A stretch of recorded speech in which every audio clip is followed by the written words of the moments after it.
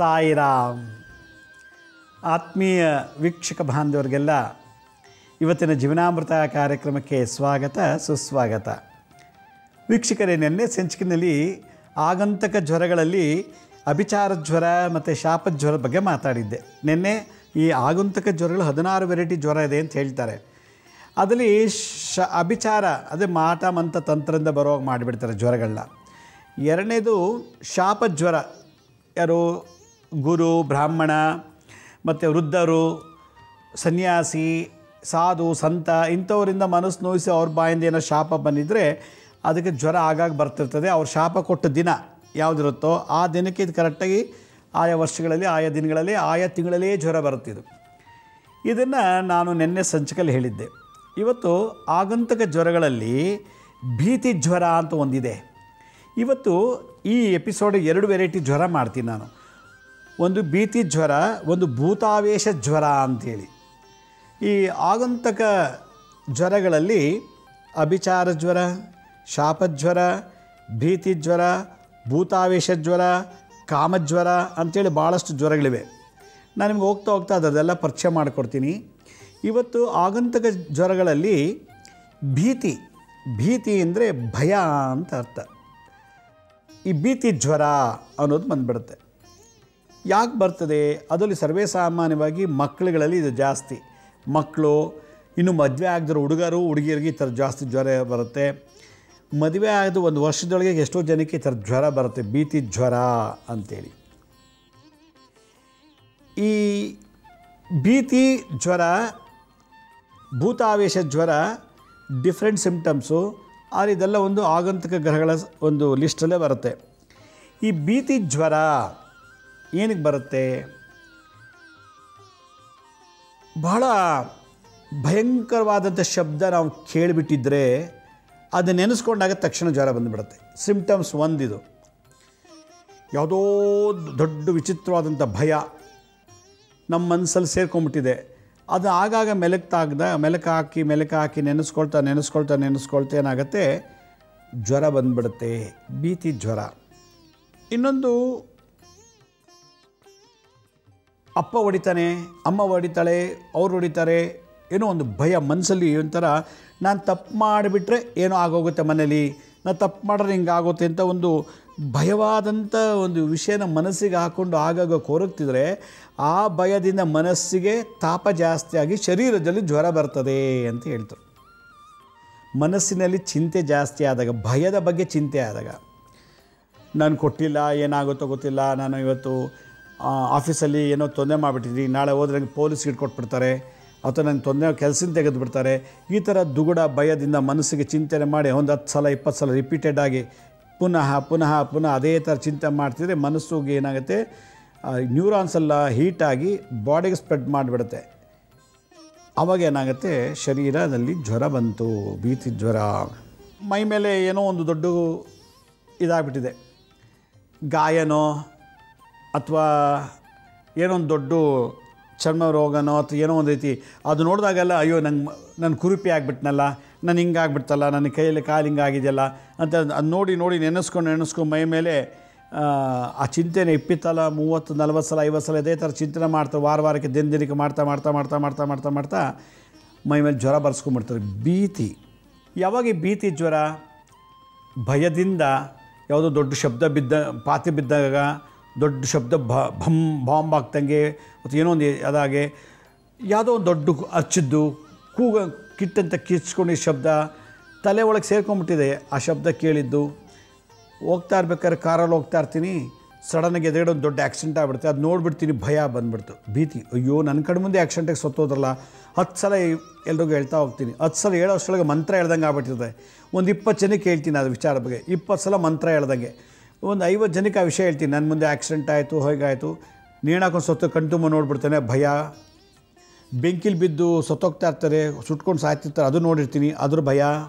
ಹೀಗೆ ಯಾವುದೋ ವಿಚಿತ್ರ ಘಟನೆಗಳೆಲ್ಲ ಮನಸ್ಸಿಗೆ ಇಟ್ಕೊಂಡು ಮನಸ್ಸಲ್ಲೇ ಮೆಲುಕು ಹಾಕ್ತಿದ್ರೆ ಅದಕ್ಕೆ ಒಂದು ಬ್ರೈನಲ್ಲಿ ಎನರ್ಜಿ ಡಿಸ್ಚಾರ್ಜ್ ಆಗುತ್ತೆ. ಆ ಡಿಸ್ಚಾರ್ಜ್ ಆದಿದ್ದು ಮೈಯೆಲ್ಲ ಹಬ್ಬವಾಗ ಜ್ವರ ಬಂದುಬಿಡುತ್ತೆ. ಬಂದಾಗ ತೊದಲು, ಬಡಬಡಿಕೆ, ಒಂಥರ ಬಾಯಲ್ಲೆಲ್ಲ ಏನೋ ಮಾತಾಡೋದು, ತೊದಲು ಬರುತ್ತೆ, ತಲೆಯೆಲ್ಲ ಧಿಮ್ ಅಂತ ಇಟ್ಕೊಳ್ಳುತ್ತೆ, ತಲೆ ತುಂಬ ಭಾರ ಆಗುತ್ತೆ, ನಡ್ಕ ಬರುತ್ತೆ. ಆಮೇಲೆ ಏನೋ ಕತ್ತಲೆ ಒಳಗೆ ಕೂತ್ಕೋಬೇಕು ಅಂತ ಆಸೆ, ಬೆಳಕಲ್ಲಿ ಹೋಗೋಕೆ ಇಷ್ಟಪಡಲ್ಲ. ಮತ್ತು ಯಾವಾಗಲೂ ಭೀತಿ ಜ್ವರ ಬಂದಾಗ ಹಿಂಗೆ ಮುಚ್ಕೊಂಬಿಡೋದು, ಹಿಂಗೆ ಮುಚ್ಕೊಂಡೇ ಕೂತಿರೋದು, ತಲೆ ಬಗ್ಗಿಸ್ಕೊಂಡು ಈಗ ಕಣ್ಣು ಮುಚ್ಕೊಂಡು ಕಣ್ಣಿಗೆ ಮುಖಗನ ಕಂಪ್ಲೀಟಾಗಿ ಹಸ್ತದಲ್ಲಿ ಕವರ್ ಮಾಡ್ಕೊಂಬಿಡ್ತಾರೆ. ಭೀತಿ ಜ್ವರ ಇದು ಬಾಡಿ ಲ್ಯಾಂಗ್ವೇಜ್, ಹಿಂಗೆ ಕೂತ್ಕೊಂಡ್ಬಿಟ್ಟಿರ್ತಾರೆ. ಈ ಥರದ್ದೆಲ್ಲ ಯಾರಿಗೆ ಸಿಮ್ಟಮ್ಸ್ ಇದೆಯೋ ಅವ್ರಿಗೆ ಭೀತಿ ಜ್ವರ. ಇದು ಯಾರೂ ಮಾಟಮಂತ್ರ ಮಾಡಿಸಿದಲ್ಲ, ನಮಗೆ ನಾವೇ ಮಾಡ್ಕೊತಾ ಇರೋದು. ಒಂದು ಮಗುಗೆ ಭೀತಿ ಜ್ವರ ತಿಂಗಳಿಗೊಂದು ಸಲ ಬರ್ತಿತ್ತು. ಅವರಪ್ಪ ಕುಡ್ಕೊಂಬಂದು ಅಮ್ಮನ ದಿನ ಹೊಡಿತಿದ್ದಂತೆ. ಅವನು ಒಂದು ಸಲ ಹಾಸ್ಟ್ಲಿಂದ ಮನೆಗೆ ಬಂದುಬಿಟ್ಟಿದ್ದಾನೆ. ಮನೆಗೆ ಬಂದಿದ್ದಾನೆ, ಮಗ ಊಟ ಬಡಿಸ್ತಿದ್ದಾಳೆ, ಅಪ್ಪ ಕುಡ್ಕೊಂಬಂದ್ಬಿಟ್ಟು ಇಟ್ಕೊಂಡು ಅಮ್ಮನಿಗೆ ಚೆನ್ನಾಗಿ ಹೊಡಿತಿದ್ದಾನೆ. ಕಣ್ತುಂಬ ನೋಡ್ಬಿಟ್ಟ ಆ ಹುಡುಗ, 7ನೇ ಕ್ಲಾಸ್ 8ನೇ ಕ್ಲಾಸ್ ಹುಡುಗ. ದಿನ ಅಪ್ಪನಿಗೆ ಹೊಡಿತದ್ದಾನೆ. ನಾನು ಯಾಕಾದ್ರೆ ಇಲ್ಲಿ ಬಂದೆ, ಅಪ್ಪಂಗೆ ಹೊಡಿಯೋದು, ಅಮ್ಮ ಕಿರ್ಚ್ಕೊಳ್ಳೋದು, ಅಪ್ಪ ಕಾಲಲ್ಲೆಲ್ಲ ಒದಿಯೋದು, ಅವಳನ್ನ ಜಡೆ ಹಿಡ್ಕೊಂಡು ಎಳ್ಕೊಂಡು ಅಲ್ಲಿ ಬಿಡೋದು, ಮಾಡೋದೆಲ್ಲ ಮಾಡೋದು. ಕಣ್ಣಲ್ಲಿ ಅವಳ ಕ್ಯಾಮ್ರಾ ಥರ ಶೂಟ್ ಮಾಡ್ಕೊಂಡ್ಬಿಟ್ಟಿದ್ದಾನೆ. ಆ ಹುಡುಗ ಹಾಸ್ಟ್ಲಿಗೆ ಹೋದ್ಮೇಲೆ ಓದೋಕೆ ಕೂತಾಗ ಅಮ್ಮನಿಗೆ ಹೊಡಿತಾ ಇರೋದು, ಅಮ್ಮನ ಜುಟ್ಟು ಹಿಡ್ದು ಎಳ್ಕೊಂಡು ಹೋಗ್ತಾ ಇರೋದು, ಕಾಲಲ್ಲಿ ಒದಿತಿರೋದು, ಪಟ ಪಟ ಅಂತ ಇದೆಲ್ಲ ನೆನೆಸ್ಕೊಂಡು ರಾತ್ರಿ ಎಲ್ಲ ಅವನಿಗೆ ಜ್ವರ. ಇದು ಭೀತಿ ಜ್ವರ. ಇನ್ನೊಂದು, ತರಕಾರಿ ತರಕ್ಕೆ ಅಂತೇಳಿ ಗಂಡ ಹೆಂಡತಿ ಹೋಗ್ತಿರ್ಬೇಕಾದ್ರೆ ಗಂಡ ಏನು ಮಾಡಿದ್ದಾನೆ, ತರಕಾರಿ ತೊಗೊಂಡು ದುಡ್ಡು ಕೊಡೋಕೆ ಬೇಕು, ಇನ್ನೇನು ಬರಬೇಕು ಅಂದಾಗ ಹೆಂಡತಿ ಆ ಕಡೆ ಸೈಡಲ್ಲಿ ನಿಂತಿದ್ದಾಳೆ. ಯಾವುದೋ ಲಾರಿ ಯಾವುದೋ ಲಾರಿ ಬಂದು ಫುಟ್ಪಾತ್ ಮೇಲೆ ಹೋಗಿ ಹತ್ಸ್ಬಿಟ್ಟು ಅವಳನ್ನ ಸಾಯಿಸಿ ಅದು ಎಲ್ಲೋ ಒಂದು ಬಿಲ್ಡಿಂಗ್ ಹೋಗಿ ನಿಂತ್ಕೊಂಡ್ಬಿಡ್ತದು.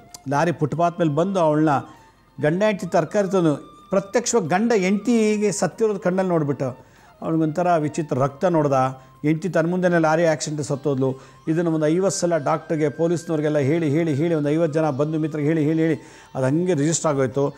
ಆ ಘಟನೆ ನಡೆದಾಗೆಲ್ಲ ಅವನಿಗೆ ಚಳಿ ಜ್ವರ ನಡ್ಕ ಬಂದುಬಿಡುತ್ತೆ, ತಲೆ ಭಾರ ಆಗುತ್ತೆ. ಇದಕ್ಕಿದ್ದಾಗೆ ಅವನು ಎಲ್ಲ ಲೈಟೆಲ್ಲ ಆಫ್ ಮಾಡಿಬಿಟ್ಟು ಮಲ್ಕೋಬೇಕು, ಎಲ್ಲೂ ಇರಬಾರ್ದು, ಒಬ್ಬನೇ ಇರಬೇಕು ಅನ್ನೋ ಇದು ಭೀತಿ ಜ್ವರ. ಹಾಗಾದರೆ ಇದಕ್ಕೆ ಭೀತಿ ಜ್ವರಕ್ಕೆ ಏನು ಮಾಡಬೇಕು? ಲಕ್ಷ್ಮೀ ನರಸಿಂಹರ ದೇವಸ್ಥಾನಕ್ಕೆ ಪರಿಹಾರ ಇದಕ್ಕೆ ಬೇರೆ ಏನೂ ಇಲ್ಲ. ಇಲ್ಲಿ ಲಕ್ಷ್ಮೀ ನರಸಿಂಹ ಆಂಜನೇಯ ದೇವಸ್ಥಾನಕ್ಕೆ ಹೋಗಿ ಅಲ್ಲಿ ಪ್ರದಕ್ಷಿಣೆ ನಮಸ್ಕಾರಗಳು ಮಾಡಬೇಕು. ಇನ್ನೊಂದು ಏನಪ್ಪ ಅಂತಂದರೆ,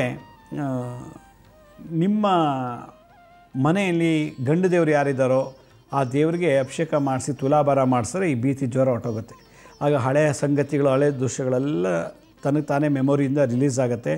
ಭಯದಿಂದ, ಶಬ್ದದಿಂದ, ಕರ್ಕಶವಾದ ಶಬ್ದ, ಕರ್ಕಶವಾದಂಥ ವಿಚಿತ್ರವಾದಂಥ ಕೂಗುಗಳಿಂದ ಕೇಳಿ ಸ್ಟೋರ್ ಮಾಡ್ಕೊಂಡಿದ್ದ ಶಬ್ದಗಳೆಲ್ಲ ಎರೇಸ್ ಆಗುತ್ತೆ, ಅಳಿಸೋಗುತ್ತೆ. ಅದನ್ನು ಆಂಜನೇಯ ಲಕ್ಷ್ಮೀ ನರಸಿಂಹರ ದೇವಸ್ಥಾನಕ್ಕಾಗಿ ಪ್ರದಕ್ಷಿಣೆ ಮಾಡಬೇಕು. ನಿಮ್ಗೆ ಒಳ್ಳೆಯದಾಗೋ ತನಕ ಎಷ್ಟು ಆಗುತ್ತೋ ಅಷ್ಟು ಮಾಡಿ ನಿಮ್ಮ ಕುಲದೇವರಿಗೆ ಹೋಗಿ ಅವರಿಗೆ ಅಲ್ಲಿ ಅಭಿಷೇಕ ಮಾಡಿಸಿ ತುಲಾಭಾರ ಮಾಡಿಸಿದ್ರೆ ಈ ಭೀತಿ ಜ್ವರದಿಂದ ಮುಕ್ತ ಆಗ್ತಾರೆ. ಭೀತಿ ಜ್ವರದ ಬಗ್ಗೆ ಮಾತಾಡಿದೆ. ಆಗಂತಕ ಜ್ವರಗಳಲ್ಲಿ ಮೂರನೇದು ಭೀತಿ, ಭಯದಿಂದ ಉತ್ಪತ್ತಿ ಆಗುವಂಥ ಜ್ವರ.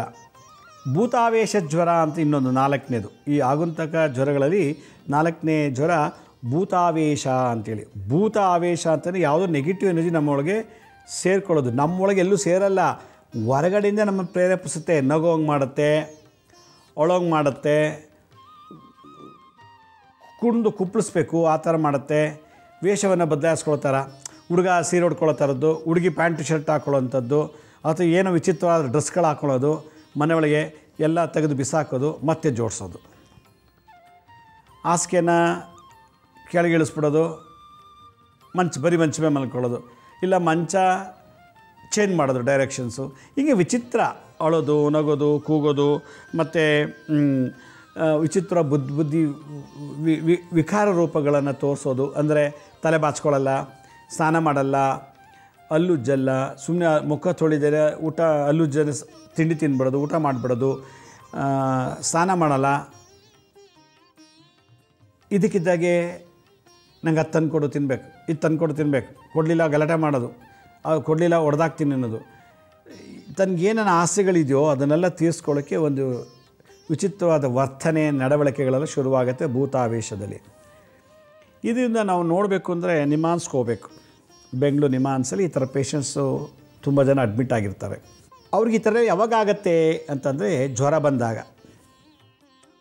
ಸಿಕ್ಕಾಬಟ್ಟೆ ಟೆಂಪ್ರೇಚರ್ ಇದ್ದರೂ ಕೂಡ ಕೂತ್ಕೊಂಡು ನಗ್ತಾರೆ, ಒಂದೆರಡು ನಿಮಿಷ ಕೂತ್ಕೊಂಡು ಗೊಳೋ ಅಂತ ಅಳ್ತಾರೆ,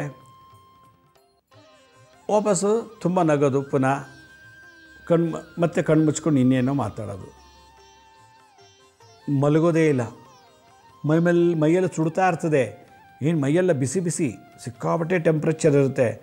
ಆ ಟೆಂಪ್ರೇಚರ್ಗೆ ಮಲ್ಕೊಂಬಿಡ್ಬೇಕು, ಸುಸ್ತಾಗೋಗ್ಬಿಡುತ್ತೆ ಮೈ ಮೇಲೆ ಆ ಜ್ವರ ಇದ್ದಾಗ. ಅಂಥದ್ದಲ್ಲಿ ಕೂತ್ಕೊಳ್ಳೋದು, ನಗೋದು, ಅಳೋದು, ಓಡಾಡೋದು, ಮತ್ತು ವಿಚಿತ್ರವಾಗಿ ಒಂಥರ ಡ್ರೆಸ್ ಮಾಡ್ಕೊಳ್ಳೋದು, ಈ ಥರದ್ದೆಲ್ಲ ಚೇಷ್ಟೆಗಳು ನಡೀತಾ ಇರ್ತದೆ. ಮುಟ್ಟಕ್ಕೆ ಹೋದರೆ ತುಂಬ ಬಿಸಿ ಮೈ. ಯಾಕೆಂದ್ರೆ ಭೂತಾವೇಶ ಜ್ವರ ಇದು. ಇದಕ್ಕೆ ಏನು ಮಾಡಬೇಕು ಅನ್ನೋದೊಂದು ಪ್ರಶ್ನೆ. ಭೂತಾವೇಶ ಮೈ ಮೇಲೆ ಬಂದಿದೆ ಅಂದ್ಬಿಟ್ಟು ಏನು ಮಾಡ್ತಾರೆ, ಜ್ವರದಲ್ಲಿ ನೆರಳ್ತಿರೋದು ತೊಗೊಂಡೋಗ್ಬಿಟ್ಟು ಯಾವುದೋ ದೇವಸ್ಥಾನ ಮುಂದೆ ಹೋಗಿ ತಣ್ಣೀರೆಲ್ಲ ಸ್ನಾನ ಮಾಡಿಸಿ ಬೇವಿನ ಸೊಪ್ಪು ಒಂದಷ್ಟು ಕಟ್ಕೊಂಡು ಅದರಲ್ಲಿ ಎತ್ತು ಹೊಡಿಯೋದು ಅವ್ರಿಗೆ ಪಾಪ. ಆಮೇಲೆ ಜುಟ್ಟೆಲ್ಲ ಹಿಡ್ಕೊಂಡು ಅಲ್ಲಾಡಿಸೋದು. ಅವ್ರಿಗೆ ಕೊರಿಯೋ ಚಳಿಲು ಆ ನೀರನ್ನ ತೊಗೊಂಬಂದು ದಡ ದಡ ದಡ ದಡ ಅಂತ ಅವ್ರ ಮೇಲೆ ತಲೆ ಮೇಲೆ ಸುರಿಯೋದು. ಹೋಗ್ತೀಯಾ, ಬಿಟ್ಟು ಹೋಗ್ತೀಯಾ ಇಲ್ವೋ, ಹಾಗೆ ಹೀಗೆ ಅಂತಲ್ಲ ಹೇಳಿ ಹೊಡಿಯೋದು. ಆ ಬೇವಿನ ಸೊಪ್ಪಲ್ಲಿ ಅದು ಸಿಕ್ಕಿದ್ರೆ ಈ ದೊಣ್ಣೆಲ್ಲಿ ಹೊಡಿಯೋದು, ಕೋಲಲ್ಲಿ ಹೊಡಿಯೋದು, ಈ ಥರ ಮಾಡಿ ಅವ್ರನ್ನ ವಿಚಿತ್ರವಾಗಿ ಸಾಯಲು ತಂದುಬಿಡ್ತಾರೆ. ಅದು ಮಾಟಮಂತ್ರ ತಂತ್ರದಿಂದ ಬಂದಲ್ಲ, ಭೂತಾವೇಶ, ನೆಗೆಟಿವ್ ಎನರ್ಜಿ, ಅತೃಪ್ತ ಆತ್ಮಗಳು. ಒಂದು ಕತೆ ಏನಪ್ಪ ಅಂತಂದರೆ, ಈ ಸಕಲೇಶ್ವರ ಮುಂದೆ ಬಿಟ್ಟು ಹೋಗಿ ಸ್ವಲ್ಪ ಒಂದು 34 ಕಿಲೋಮೀಟ್ರ್ ಇದೆ. ಅವ್ರು ಏನು ಧರ್ಮಸ್ಥಳಕ್ಕೂ ಎಲ್ಲೋ ಹೋಗ್ತಿರೋ ಗೊತ್ತಿಲ್ಲ, ಕಾರಲ್ಲಿ ಹೋಗ್ತಿದ್ದಾರೆ. ಸುಮಾರು ಒಂದು 6:45, 7 ಗಂಟೆ ಆಗಿರ್ಬೋದು. ನಿಧಾನಕ್ಕೆ ಹೋಗ್ತಿದ್ದಾರೆ. ಅವ್ರು ಹೋಗ್ತಿರ್ಬೇಕಾದ್ರೆ ಡ್ರೈವ್ ಮಾಡ್ಕೊಂಡು ಹೋಗ್ತಾ ಇದ್ದಾರೆ. ಕಾರಲ್ಲಿ ಇನ್ನೂ ಅವ್ರಿಗೆ ಒಂದು 4 ಜನ ಏನೋ ಇದ್ದಾರಂತೆ. ಎಲ್ಲೋ ಇನ್ನೇನು ಹೋಗ್ತಿರ್ಬೇಕಾದ್ರೆ ಸಣ್ಣಕ್ಕೊಂದು ಬೆಂಕಿ ಕಂಡಂಗೆ ಆಯ್ತದಲ್ಲ, ಒಂದು ಯಾವುದೋ ಒಂದು ಮಿಂಚುಳು, ರಾತ್ರಿ ಹೊತ್ತು ಮಿಂಚುಳು ಬರುತ್ತಲ್ವ, ಮಿಂಚುಳು ಅಂದ್ಕೊಂಡ್ರಂತೆ. ಹತ್ರ ಹೋಗ್ತಿದ್ದಂಗೆ ಅದೇನಾಗುತ್ತೆ ಅಂತೆ, ಜಾಸ್ತಿ ಆಗಿ ಆಗಿ ಆಗಿ ಆಗಿ ದಪ್ಪಂತ ರೋಡಿಗೆ ಬಿದ್ದುಬಿಡ್ತಂತೆ. ಒಂಥರ ಬೆಂಕಿ ಚೆಂಡು, ಆ ಚೆಂಡಿಂಗ್ ಹಿಂಗೆ ಬಂದು ಬಂದು ಬಂದು ಪಟ್ ಅಂತ ರೋಡಿಗೆ ಬಿತ್ತಂತೆ. ಅದು ಅರೆ ಏನು ಇಷ್ಟಿದ್ದು ಹಿಂಗೆ ಪಟ್ ಅಂತ ಬಂತಲ್ಲ, ಹೆಂಗೆ ಬಂತಿದ್ದು, ಹೆಂಗೆ ಬಂತು ಅದನ್ನು ಚಿಂತೆ ಮಾಡೋಷ್ಟೊಳಗೆ ಅವ್ರಿಗೆ ಏನೋ ಭ್ರಮೆ, ಏನು ನಮ್ಗೆ ಕಾಣಲಿಲ್ಲ, ನಿಂಗೆ ಹೆಂಗೆ ಕಾಣುತ್ತೆ ನೋಡಿ ಹೊಡೆಯೋದು. ಪಕ್ಕದವರೆಲ್ಲ ಹೇಳಿ ಗಾಡಿ ಓಡಿಸ್ಬಿಟ್ಟಿದ್ದಾರೆ. ಓಡಿಸಿ ಹೋಗ್ತಾ ಇದ್ದಾನೆ. ಅವನು ಡ್ರೈವ್ ಮಾಡ್ತಿರೋನಿಗೆ ಇದಾಗಿರೋದು. ಡ್ರೈವಿಂಗ್ಲಿದ್ದಂಥ ಹುಡುಗ, ಅವನಿಗೆ ಯಾವುದೋ ಸಾಫ್ಟ್ವೇರ್ ಇಂಡಸ್ಟ್ರಿ ಕೆಲಸ ಮಾಡ್ತಾನೆ. ಆ ಬೆಂಕಿ ಚೆಂಡು ಅವನಿಗೆ ಹಿಂಗೆ ಬಂದು ಬಂದು ಬಂದು ಪಟ್ಟಂತೆ ಬಿದ್ದೋಯ್ತಂತೆ. ಅವ್ನು ಮುಂದೆ ಅಂದರೆ ಕಾರ್ ಮುಂದೆ ಒಂದು ಅರ್ಧ ಅಡಿ ಮುಂದೆ ಬಿದ್ದಿದೆ, 1.5 ಅಡಿ 2 ಅಡಿ ದೂರದಲ್ಲಿ ಅದು ಬಿತ್ತು ರಸ್ತೆಯಲ್ಲಿ. ಅದನ್ನು ಅಲ್ಲಿಂದ ಬಂದು ಹಿಂಗೆ ಬಿತ್ತಲ್ಲ, ಅದೇನದು ಹೆಂಗೆ ಬಂತು ಹಾಗೆ ಹೇಗೆ ಅಂತೇಳಿ ಹೋಗಿ ಸದ್ಯಕ್ಕೆ ಹೋಗ್ತಾ ಅಲ್ಲೇನೋ ಡ್ರೈವ್ ಮಾಡೋದು ಬೇಡ, ಯಾಕೋ ನೆದ್ಕೊಂಡು ಲಾಡ್ಜಲ್ಲಿ ಮಾಡಿ ಮಲ್ಕೊಂಡಿದ್ದಾರೆ. ಬೆಳಗ್ಗೆ ಅಷ್ಟರೊಳಗೆ ಡ್ರೈವ್ ಮಾಡ್ತಿದ್ನಲ್ಲ, ಯಾರ ಬೆಂಕಿ ಚೆಂಡು ಬಿತ್ತು ನೋಡಿದ್ನಲ್ಲ ಅವನಿಗೆ ವಿಪರೀತ ಜ್ವರ ಬಂದುಬಿಟ್ಟಿದೆ. ವಿಪರೀತ ಜ್ವರ ಬಂದಮೇಲೆ ನಗೋದು, ಬಿಕ್ಳಿಸೋದು, ಅಳೋದು, ಅಯ್ಯೋ ನನ್ನ ಲೈಫ್ ಹಿಂಗಾಗೋಯ್ತು, ಅಯ್ಯೋ ನನ್ನ ಲೈಫ್ ಹಿಂಗಾಗೋಯ್ತು, ಅಯ್ಯೋ ನನ್ನ ಲೈಫ್ ಹಿಂಗಾಗೋಯ್ತು, ಎಲ್ಲೋ ಹುಟ್ಟಿ ಎಲ್ಲೋ ಬಂದು ಸತ್ತೋದೆ, ಎಲ್ಲೋ ಹುಟ್ಟಿ ಎಲ್ಲೋ ಬಂದು ಸತ್ತೋದೆ, ಎಲ್ಲೋ ಹುಟ್ಟಿ ಎಲ್ಲೋ ಬಂದು ಸತ್ತೋದೆ ಏನೋ ಮಾತಾಡ್ತಿದ್ನಂತವನು. ಅದನ್ನು ವೀಡಿಯೋ ಮಾಡಿಕೊಂಡ್ರು ಯಾರು ಜೊತೆಲಿ ಹೋದಂಥ ಹುಡುಗರು. ಚೆನ್ನಾಗಿ ಆರಾಮಾಗಿ ಬೆಂಗಳೂರು ಬಿಟ್ವಿ. ಆ ಸಕಲೇಶ್ವರ ಮುಂದೆ ಹೋದ್ಮೇಲೆ ಹಿಂಗಾಯ್ತಲ್ಲ, ಅವನು ಏನೋ ಹೇಳ್ದೆ, ನಾವು ಕೇರ್ ತೊಗೊಳ್ಳಿಲ್ಲ, ನೋಡೋದು ಈಗ ಅವ್ನಿಗೆ ಇಷ್ಟೊಂದು ಜ್ವರ ಬಂದಿದೆಯಲ್ಲ ಅಂಥೇಳಿ ಎಲ್ಲರೂ ಅವನ ಫ್ರೆಂಡ್ಸು, ಅವನ ಜೊತೆ 4 ಜನ ಇದ್ರಲ್ಲ, ಅವರೆಲ್ಲ ಅವನಿಗೆ ಏನಪ್ಪ ಮಾಡೋದಂತೆ ತಕ್ಷಣ ಅಲ್ಲೆಲ್ಲೋ ಹಾಸ್ಪಿಟ್ಲಿಗೆ ಕರ್ಕೊಂಡೋಗಿ ಡಾಕ್ಟರ್ ಹತ್ರ ಭೇಟಿ ಮಾಡಿ ತೋರಿಸಿದಾಗ ಸಿಕ್ಕಾಪಟ್ಟೆ ಟೆಂಪ್ರೇಚರ್ ಇದೆ, ಅವ್ರಿಗೆ ಇಲ್ಲಿ ಅಡ್ಮಿಟ್ ಮಾಡಿಬಿಡಿ ಅಂತೇಳಿ ಅಡ್ಮಿಟ್ ಮಾಡಿ 2 ಬಾಟ್ಲು ಗ್ಲುಕೋಸ್ ಕೊಟ್ಟು ಏನೋ ಮಾಡಿದ್ರು. ಆಮೇಲೆ ಸ್ವಲ್ಪ ಚೇತರಿಸ್ಕೊಂಡ್ಮೇಲೆ ಅವನಿಗೆ ಆ ಥರದೊಂದು ಸನ್ನಿವೇಶ ನೋಡಿ ಚಿತ್ರ ಅವ್ನಿಗೆ ಯಾವ ರೀತಿ ಎಕ್ಸ್ಪ್ರೆಸ್ ಮಾಡಬೇಕು ಅಂತ ಬರ್ತಿಲ್ಲ. ನನ್ನ ಹತ್ರ ಅವ್ನು ಹೆಂಗೆ ಹೇಳೋದು ನಂಗೆ ಗೊತ್ತಾಗ್ತಿಲ್ಲ ಅಂತ ಹೇಳ್ತಾನೆ. ಇದು ಭೂತಾವೇಶದ್ದೊಂದು. ಎರಡನೇದು ಈ ಮೈ ಮೇಲೆ ದೇವ್ರು ಬಂತು ಅಂಥೇಳಿ, ಮೈ ಮೇಲೆ ಆವಾಹನೆ ಆಯಿತು ಅಂಥೇಳಿ ಫಸ್ಟ್ ಟೈಮ್ ನೋಡಿರೋದು ಪಾಪ ಯಾರೋ ಒಂದು ಹುಡುಗ, ಅವನು ಮತ್ತು ಅವನ ಫ್ರೆಂಡ್ ಜೊತೆಲಿ ಹೋಗಿದ್ದಾರೆ. ಅವ್ನು ಏನು ಕೇಳಬೇಕು ಅಂತ ಹೋಗಿಲ್ಲ, ಅವಳ ಜೊತೆ ಕರ್ಕೊಂಡೋಗಿದ್ಲಲ್ಲ ಹುಡುಗಿ, ಅವಳು ಬಾ ಹೋಗಿ ಬರೋಣ ಅಲ್ಲಿ ಒಳ್ಳೇದಾಗತ್ತೆ ಅಂತೇಳಿ ಅಲ್ಲಿ ಹೋಗಿದ್ದಾರೆ. ಮೈ ಮೇಲೆ ದೇವ್ರು ಬಂದು ಹಾಗೆ ಹೇಗೆ ಅಂತೇಳಿ ಅವರು ಪಕ್ಕದಲ್ಲಿ ಅವನು ಮತ್ತು ಅವ್ನ ಲವರ್ ಹುಡುಗಿ ಇಬ್ಬರು ಕೂತ್ಕೊಂಡಿದ್ದಾರೆ. ಇವನಿಗೆ ಇಷ್ಟ ಇಲ್ಲದಿರೋ ಜಾಗ ಬಂದಿದ್ದಾನೆ. ಬಟ್ ಅವಳು ಹೇಳಿದ್ಲಲ್ಲ ನನ್ನ ಲವರು ಅಂತೇಳಿ ಕೂತ್ಕೊಂಡಿದ್ದಾನೆ. ಎಲ್ಲ ಪೂಜೆ ಆಯಿತು. ಪೂಜೆ ಮಾಡಿ ಪುರೋಹಿತ ಹೊರಗೆ ಬಂದ ತಕ್ಷಣ ಏನಾದರೂ 3 ಅಡಿ ಜಿಗಿದು ಮೇಲಕ್ಕೆ ಕೆಳಗೆ ಬಿದ್ದು ಒದ್ದಾಡಿ ಹ್ಞೂ ಅಂತೆಲ್ಲ ಕಿರ್ಚಿ ಇದೆಲ್ಲ ಆದಮೇಲೆ ಅವನೇನೋ ಹೇಳೋಕ್ಕೆ ಶುರು ಮಾಡೋದಂತೆ ಅಲ್ಲಿ ಬಂದಿರೋ ಭಕ್ತರಿಗೆಲ್ಲ. ಇವನಿಗೆ ಅದೆಲ್ಲ ನೋಡಿಬಿಟ್ಟು ಒಂಥರ ಇದಾಗಿ ಮನೆಗೆ ಬಂದ ತಕ್ಷಣ ಇವ್ನಿಗೆ ಇದ್ದಕ್ಕಿದ್ದಾಗ ಜ್ವರ ಶುರುವಾಗ್ಬಿಟ್ಟಿದೆ. ಅದು ಯಾವುದೋ ಒಂದು ಭೂತ ದೇವ್ರನ್ನ ಆವಾಹನೆ ಮಾಡ್ತಾರವರು. ಇವ್ರಿಗೆಲ್ಲ ಏನು ಸಿಕ್ಕಾಬಿಟ್ಟೆ ಜ್ವರ ಬಂದು ಚಳಿ ಜ್ವರ ಬಂದು 5 ಕಂಬಳಿ ಒತ್ಸರೂ ಕೂಡ ಚಳಿ ನಿಲ್ಲಿಲ್ಲ. ಅಷ್ಟೊಂದು ಜ್ವರ, ಅಷ್ಟೊಂದು ಚಳಿ. ಆಮೇಲೆ ಬಾಯೆಲ್ಲ ಒಣಗೋಗ್ಬಿಟ್ಟಿದೆ, ಎದ್ದೊಳಗೆ ತ್ರಾಣ ಇಲ್ಲ. ಅವನು ಅಲ್ಲೇ ಹಾಸಿಗೆ ಮೇಲೆ ರಿಸರ್ಚ್ ಮಾಡ್ಕೊಂಡ್ಬಿಟ್ಟಿದ್ದಾನೆ. 23-24 ಹುಡುಗ ಯಾವತ್ತೂ ಅವನು ಹಾಸಿಗೆ ಮೇಲೆ ರಿಸರ್ಚ್ ಮಾಡ್ಕೊಂಡಿಲ್ಲ. ಸಡನ್ನಾಗಿ ಹಾಸಿಗೆ ಮೇಲೆ ರಿಸರ್ಚ್ ಮಾಡ್ಕೊಳ್ಳೋದು, ನಡ್ಕ ಬರೋದು, ತೊದಲು, ಬೆವರು, ಬಾಯೆಲ್ಲ ಕಹಿ ಇದೆಲ್ಲ ಆಗಿ ಆಮೇಲೆ ಏನೋ ಒಂದು ಯಾವುದೋ ದೇವಸ್ಥಾನಕ್ಕೆ ಹೋಗಿ ಪೂಜೆ ಮಾಡಿಸ್ಕೊಂಬಂದು ಕುಂಕುಮ ಭಸ್ಮನ ಇಟ್ಟು ಸ್ವಲ್ಪ ಚೇತರಿಸ್ಕೊಂಡ್ಮೇಲೆ ಹುಷಾರಾದಂತೆ. ನಾನು ಏನು ಹೇಳ್ತಾ ಇದ್ದೆ ಅಂದರೆ ಭೂತ ಆವೇಶಗಳಿಂದ, ಅತೃಪ್ತ ಆತ್ಮಗಳಿಂದ, ಕೆಟ್ಟ ನೆಗೆಟಿವ್ ಎನರ್ಜಿಯಿಂದ ಅದು ಸೋಂಕು ನಮ್ಗೆ ತಕ್ಕಿದಾಗ ಒಳಗೆ ಬರೋಲ್ಲ. ಮನುಷ್ಯಗೆ ಒಂದೇ ಆತ್ಮ, ಒಂದು ಆತ್ಮ ಬಿಟ್ಟು ಇನ್ನೊಂದು ಆತ್ಮ ಇರೋಕ್ಕೆ ಸಾಧ್ಯನೇ ಇಲ್ಲ. ಪ್ರಚೋದನೆ ಇರ್ಬೋದು ಹೊರಗಡೆಯಿಂದ ಅಷ್ಟೇ. ಆ ರೀತಿ ಆದಾಗ ಈ ಭೂತಾವೇಶ ಜ್ವರದ್ದು ನರಳುತ್ತಾರೆ ಅಂತ. ಈ ಭೀತಿ ಜ್ವರಕ್ಕೆ ನಾನು ಪರಿಹಾರ ಹೇಳಿದೆ. ಭೂತಾವೇಶ ಜ್ವರಕ್ಕೂ ಪರಿಹಾರ ಏನಪ್ಪ ಅಂತಂದರೆ, ಯಾರು ಈ ಭೂತಾವೇಶದಲ್ಲಿ ನರಳುತ್ತಿದ್ದಾರೋ ಹುಣ್ಣಿಮೆ ಅಮಾವಾಸ್ಯೆ ಮತ್ತು ಅವ್ರು ಯಾವತ್ತೂ ಭಯಪಟ್ಟಿರ್ತಾರೋ ಆ ದಿನವೇ ಇದು ಬರುತ್ತಿದ್ದು ಜ್ವರ. ಆ ಥರ ಜ್ವರ ಬಂದಾಗ ಇದಕ್ಕೆ ಔಷಧಿ ಕೊಟ್ಟರು ಹೋಗಲ್ಲ. ಅದಕ್ಕೇನು ಮಾಡಬೇಕು, ಲಕ್ಷ್ಮೀ ನರಸಿಂಹ ಅಥವಾ ಆಂಜನೇಯ ಸಾನ್ನಿಧ್ಯ ಅಲ್ಲಿ ಹೋಗಿ ಇವನ್ನ ಒಂದು ದಿನ ಅಲ್ಲಿ ಜ್ವರ ಬಂದರೂ ಪರವಾಗಿಲ್ಲ ಮಲಗಿಸ್ಬೇಕು. ಅಥವಾ ಜ್ವರ ಇಲ್ದೋದಾಗ ಕರ್ಕೊಂಡೋಗಿ ರಾತ್ರಿ ಆ ಸನ್ನಿಧಾನ ಮಲಗಿಸ್ಬೇಕು. ದೇವರಿಗೆ ತಲೆನ ಇಟ್ಟು ಕಾಲ ಚಾಚಿ ಮಲಗಬೇಕು. ಅಂದರೆ ಈಗ ದೇವರು ಇಲ್ಲಿತ್ತು ಅಂದರೆ ದೇವರಿಗೆ ತಲೆ ಇಟ್ಬಿಟ್ಟು ಕಾಲನ್ನ ಹಾಕ್ಬೇಕು. ದೇವರಿಗೆ ಕಾಲು ಚಾಚಿ ಮಲಗಬಾರ್ದು. ದೇವಸ್ಥಾನದಲ್ಲಿ ಲಕ್ಷ್ಮೀ ನರಸಿಂಹ ಅಥವಾ ಆಂಜನೇಯ ಅಥವಾ ಶಕ್ತಿ ದೇವತೆ ಇರೋ ಜಾಗದಲ್ಲಿ ಈ ಭೂತಾವೇಶ ಜ್ವರದಲ್ಲಿ ನರಳುವಂಥ ಪೇಷಂಟ್ನ ದೇವರಿಗೆ ಕಾಲು ತೋರಿಸಿ ಮಲಗಬಾರ್ದು. ದೇವರಿಗೆ ತಲೆಯನ್ನು ಇಟ್ಟು ಮಲಗಬೇಕು. ದೇವ್ರ ಕಡೆಗೆ ತಲೆ ಇಟ್ಟು ಕಾಲನ್ನ ಚಾಚಿಬಿಟ್ಟು ಮಲಗಿದ್ರೆ ಆ ಸಾನ್ನಿಧ್ಯದಲ್ಲಿ ಇದು ಆವೇಶಗಳಲ್ಲಿ ಎಳ್ಕೊಳ್ಳುತ್ತೆ. ಒಂದು ಲಕ್ಷ್ಮೀ ನರಸಿಂಹ ಅಥವಾ ಆಂಜನೇಯನ ದೇವಸ್ಥಾನ ನಮ್ಮ ಹತ್ರ ಇಲ್ಲ, ನಮ್ಮ ಏರಿಯಾದಲ್ಲಿ ನಮ್ಮನ್ನು ಮಲಗಕ್ಕೆ ಬಿಡಲ್ಲ ಅಲ್ಲಿ ಅಂತಂದರೆ ಬೇರೆ ಪರಿಹಾರ ಏನಂದರೆ, ಒಂದು 15 ಒಣಮೆಣ್ಸಿನ್ಕಾಯಿ ತೊಗೋಬೇಕು, 2 ನಿಂಬೆಹಣ್ಣು ತೊಗೋಬೇಕು, 1 ಸ್ಪೂನ್ ಕಲ್ಲುಪ್ಪು ತೊಗೋಬೇಕು, ಒಂದು 4-5 ಕರಿಮೆಣಸಿನ್ಕಾಳು ತೊಗೊಂಬಿಟ್ಟು ಕಪ್ಪು ದಾರ, ಒಂದು ಕಪ್ಪು ದಾರ ಸಪ್ಪೆ ದಾರ ಸಿಗುತ್ತೆ, ಯಾವುದೋ ಒಂದು ಕಪ್ಪು ಬಣ್ಣದ ದಾರ ತೊಗೋಬೇಕು. ನೀವು ಕಪ್ಪು ಮಾಡೋಂಗಿಲ್ಲ, ಕಪ್ಪು ದಾರ ರೆಡಿಮೇಡೇ ಸಿಗುತ್ತೆ, ಅದು ತೊಗೋಬೇಕು. ಒಂದು ಕಪ್ಪು ಬಟ್ಟೆ, ಆ ಕಪ್ಪು ಬಟ್ಟೆಗೆ 15 ಮೆಣಸಿನ್ಕಾಯಿ, 2 ನಿಂಬೆಹಣ್ಣು, 1 ಸ್ಪೂನ್ ಕಲ್ಲುಪ್ಪು ಮತ್ತು ಒಂದು 4-5 ಕರಿಮೆಣಸಿನಕಾಳು ಎಲ್ಲ ಕಪ್ಪು ಬಟ್ಟೆಗೆ ಹಾಕಿ ಕಪ್ಪು ದಾರದಲ್ಲೇ ಕಟ್ಟಬೇಕು. ಕಟ್ಬಿಟ್ಟು ಜ್ವರ ಬಂದಿರೋ ವ್ಯಕ್ತಿಯ ತಲೆ ಹತ್ರ ಇಡಬೇಕು. ಇನ್ನೊಂದನ್ನು ಪಾದದ ಥರ ಇಡಬೇಕು. 2 ಗಂಟೆ ಇಡಬೇಕು.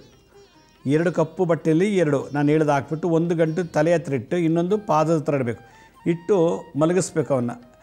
ಆ ಕಪ್ಪು ಬಟ್ಟೆ ಒಳಗಿರೋಂಥ ಪದಾರ್ಥಗಳು ತಲೆ ಹತ್ರ ಮತ್ತು ಕಾಲ ಹತ್ರ ಅವನು ಒದಿಬಾರ್ದು, ಟಚ್ ಆಗಬಾರ್ದು. ಆ ರೀತಿ ಇಟ್ಟು ಮಲಗಿಸ್ಬೇಕು. 3 ದಿನ ಆದಮೇಲೆ ಅದನ್ನು ತೊಗೋಬೇಕು, ಬಿಚ್ಚಕ್ಕೆ ಹೋಗಬಾರ್ದು. 3 ದಿನ ಆದಮೇಲೆ ಅದನ್ನು ತೊಗೊಂಡು ನೀವೇನು ಮಾಡಬೇಕು, ಈ ಹುಣಸೆ ಹಣ್ಣಿನ ಮರ ಇದೆಯಲ್ಲ, ಹುಣಸೆ ಹಣ್ಣಿನ ಮರ, ಆ ಹುಣಸೆ ಹಣ್ಣಿನ ಮರಕ್ಕೂ ಯಾವುದಾದ್ರು ಕೊಂಬೆಗೆ ಅದನ್ನು ಕಟ್ಬಿಟ್ಟು ಬಂದುಬಿಡಬೇಕು.